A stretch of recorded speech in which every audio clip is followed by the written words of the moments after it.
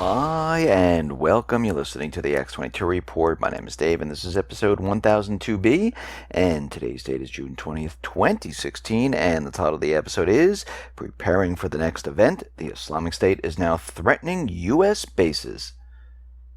Let's get into the economic collapse, political and geopolitical news. Now, we've been talking about the Orlando event, and as we get more and more evidence, we are starting to realize that this was a complete false flag, and it looks like it's following the pattern of the San Bernardino false flag event.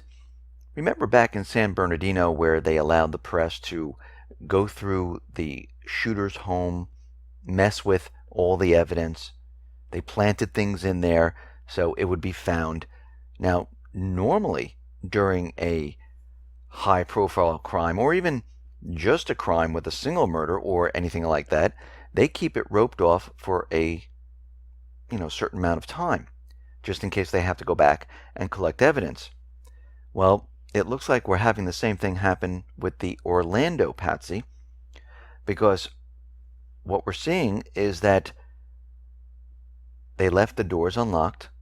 The press was allowed into the home of Omar, and we can see right now that there was no police tape up, there was no barricades, and a slew of reporters, they rummaged through the shooter's belongings, they snapped pictures, they touched everything, they went into each and every room and contaminated the area. This is exactly what they wanted to happen, because they wanted them to mess with the evidence because there was none.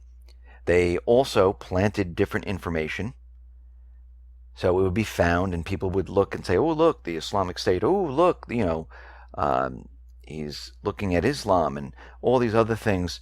And we can see right now all of this is being done because this entire thing is a false flag. Now, the FBI came out with the 911 call transcripts. Now, it was redacted. They removed a lot of the words from it. And then the public screamed out, this is ridiculous. Why did you redact it? Why are you only giving us a portion? This makes no sense. So the FBI had to come out and they explained why this was happening. Because letting the public hear or even read the gunman's justification for the attack in his own words risked encouraging others following him. Really? That's the excuse they're using? Because with all other crimes, they come out with the 911 recordings, they play it, they let you hear the dispatch, they let you hear the people. So the people are up in arms and they're saying that's ridiculous, we want the full transcripts. So the FBI, they decided, okay, you know what, here's the full transcripts.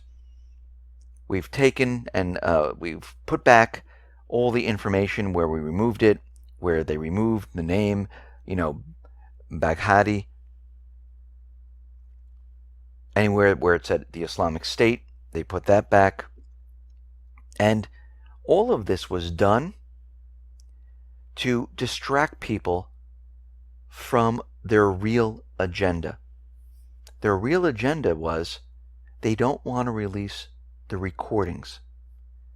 So they played this up where they gave us a portion of the transcript, which is easy to manipulate, and then had people scream out, okay, we can't give you the rest of it. It was redacted. They had the people scream and yell, and they said, okay, finally, here it is. Are you satisfied now? And everyone said, yes, we are satisfied now. And everyone forgot about the recordings. Well, let's get the recordings. Let's analyze these recordings. And let's see who really called, if there was a call. But we can see their full their agenda here. Their full agenda was to get everyone sidetracked and not ask for the real recordings. Now, after the Orlando event, the Supreme Court was looking at two states, New York and Connecticut, about the assault weapons ban. Now the Supreme Court rejects challenge to the state assault weapons ban. They refuse to question the assault rifle bans in New York and Connecticut. So the justices left intact the federal appeals court ruling that said the ban complies with the constitutional right to bear arms. Well, the Second Amendment says the people have the right to bear arms, and it shall not be infringed upon. There's no law above the rights of the people.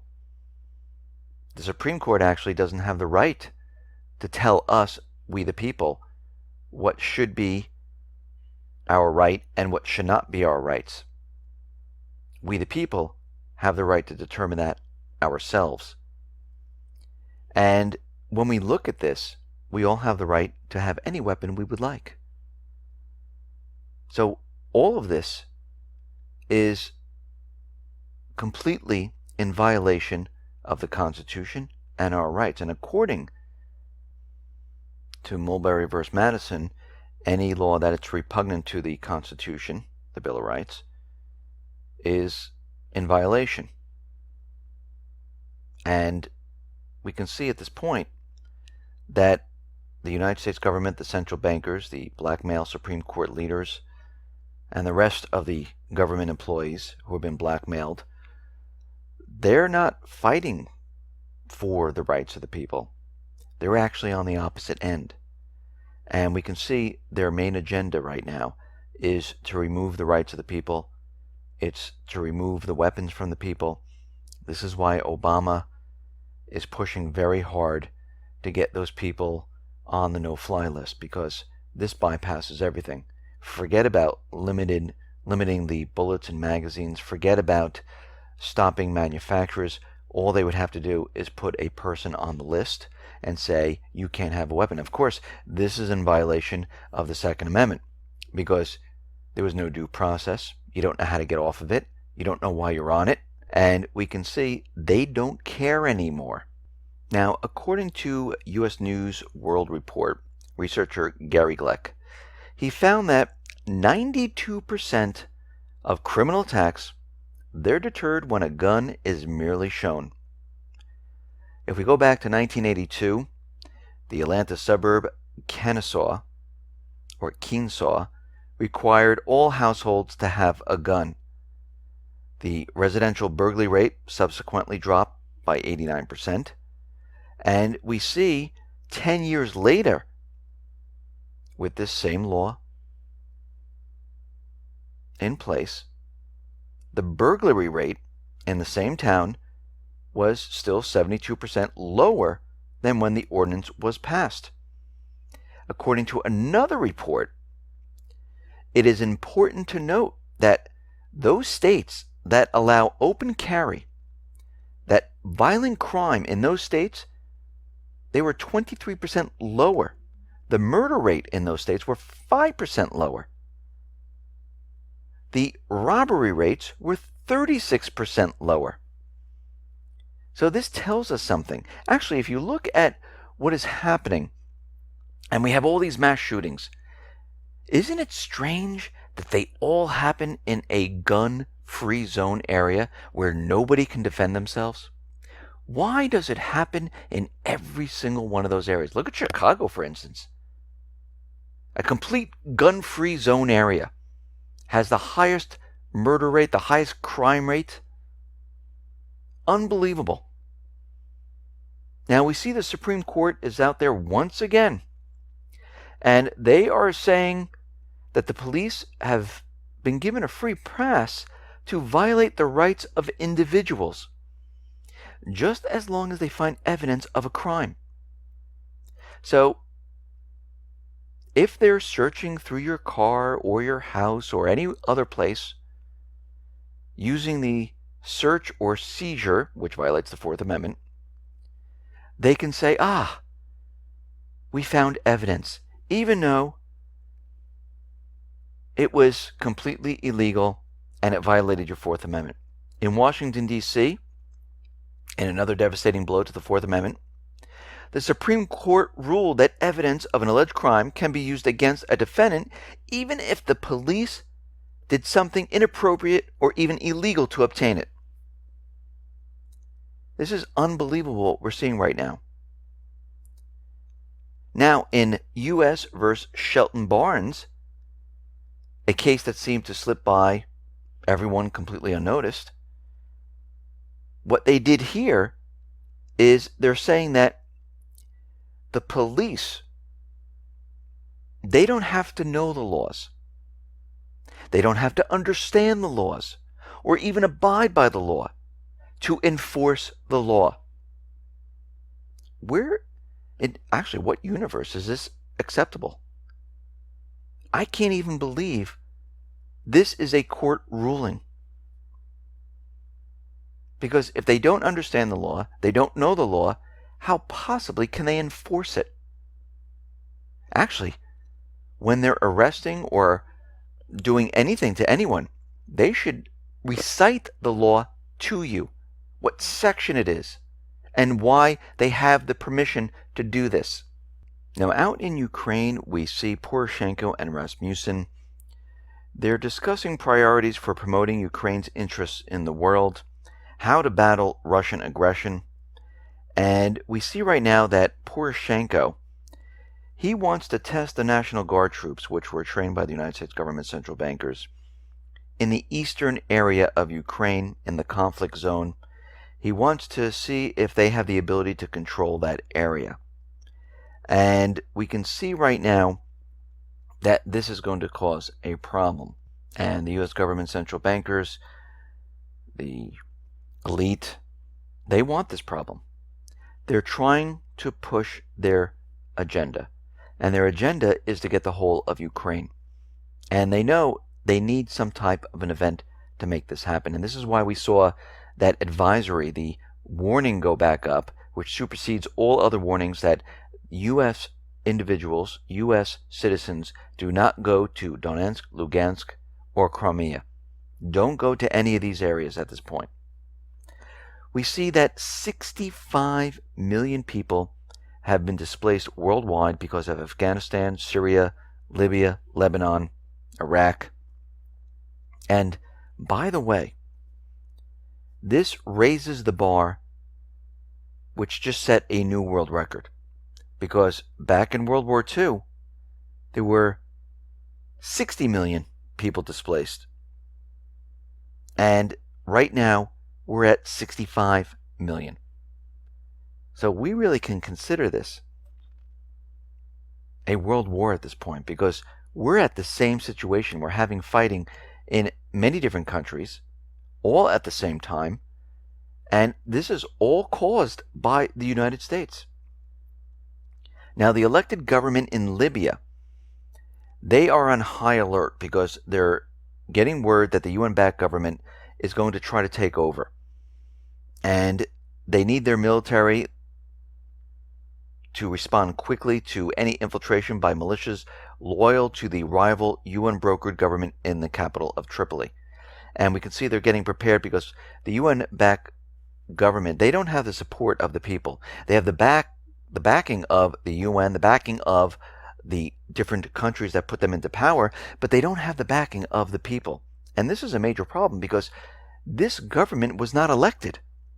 It was given to the people, and they have said, this is your new government. This is not democratic. We can see the EU right now. They have expanded their mission in and around the Mediterranean, around Libya, called Operation Sophia. And what they're doing is they're setting up a naval blockade. And they're trying to crack down on ships that are bringing in arms into the area.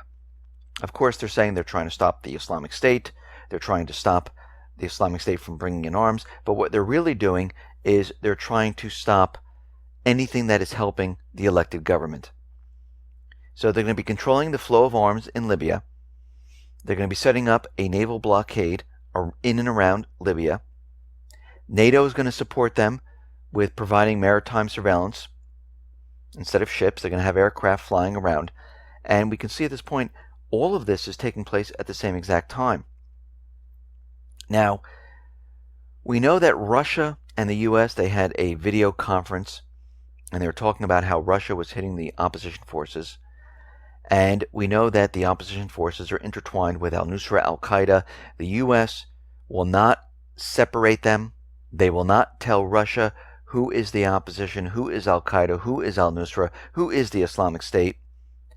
And Russia is continually asking the United States for a map of the areas of where the opposition, where they can control, where they're controlling those certain areas.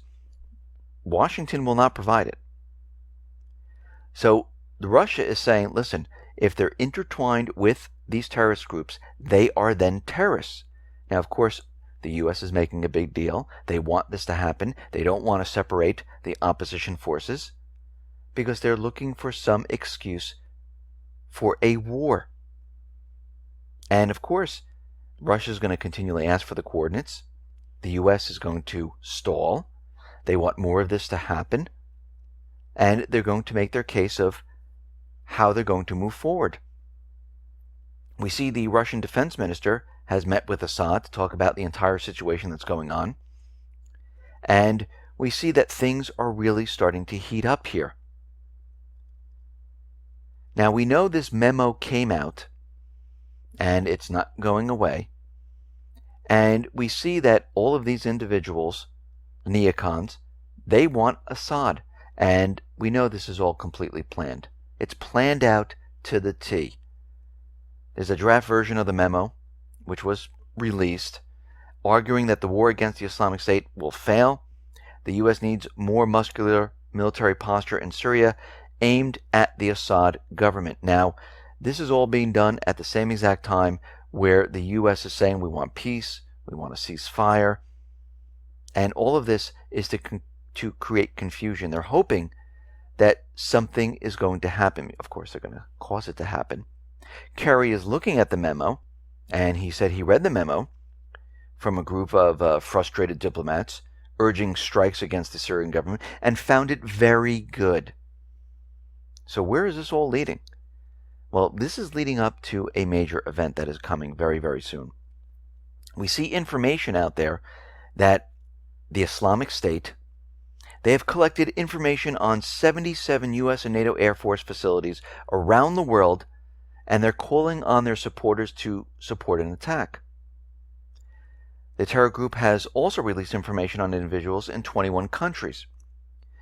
Remember, for the United States government central bankers to push this event forward, to push this offensive forward, they need some type of false flag. Now, we know from the past that there was some type of nuclear weapon, a tactical nuke, that was snuck from Turkey into Syria. Where is it right now? We don't know.